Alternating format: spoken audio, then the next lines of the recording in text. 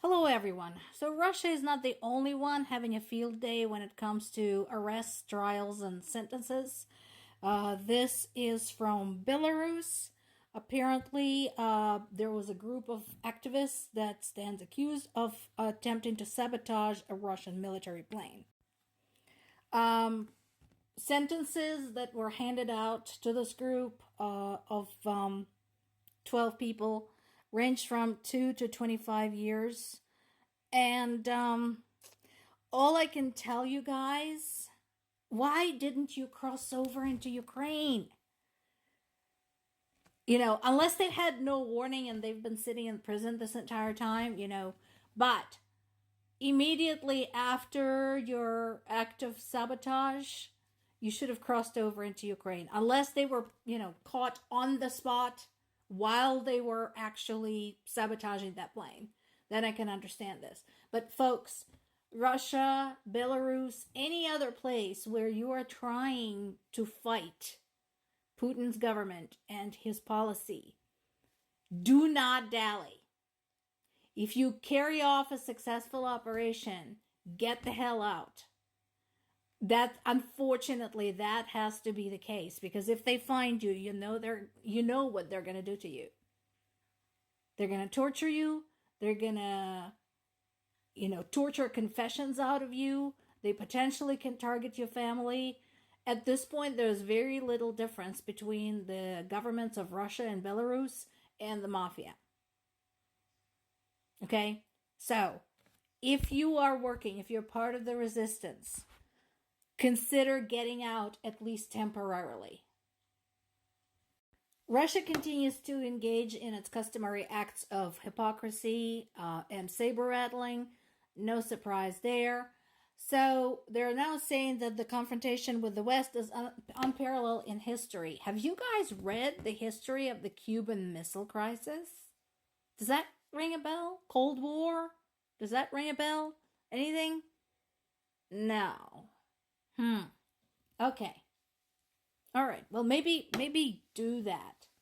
Seriously, though, at this point, I wouldn't be surprised if most people in Russia had no idea what I'm talking about right now when I mentioned Cuban Missile Crisis and the Cold War, because any mentions of historic events in which Russia and or the Soviet Union were portrayed in a negative way are being redacted out of history books that are being used at Russian schools.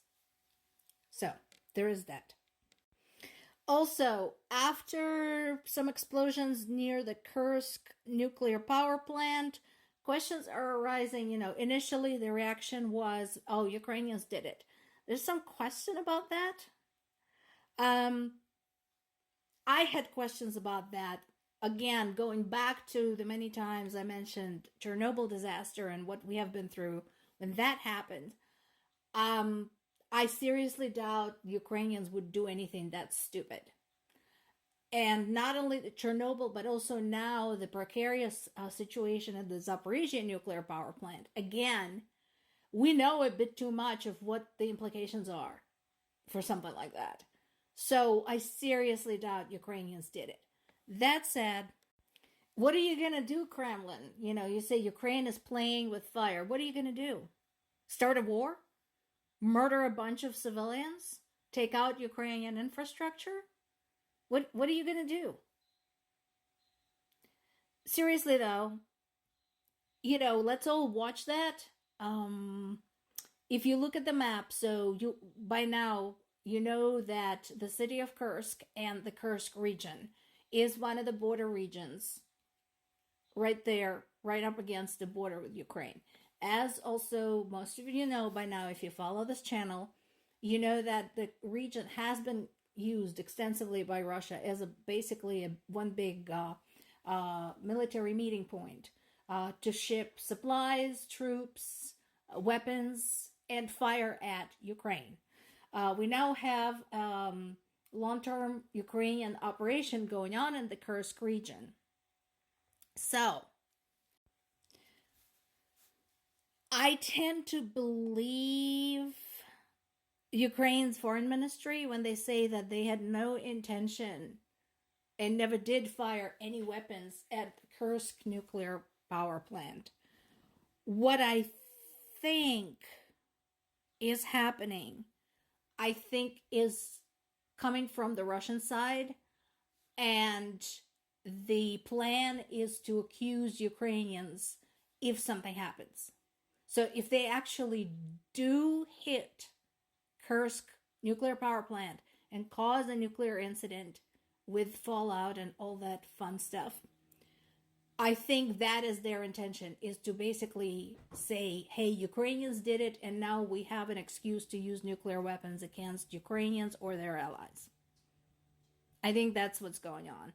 I am sincerely hoping to be proven wrong. However, Russian government had demonstrated that it has no concern whatsoever for the safety and well-being of its own citizens. So it wouldn't be at all inconceivable for them to whack their own nuclear power plant and subject countless people to radiation sickness and nuclear fallout to prove a point.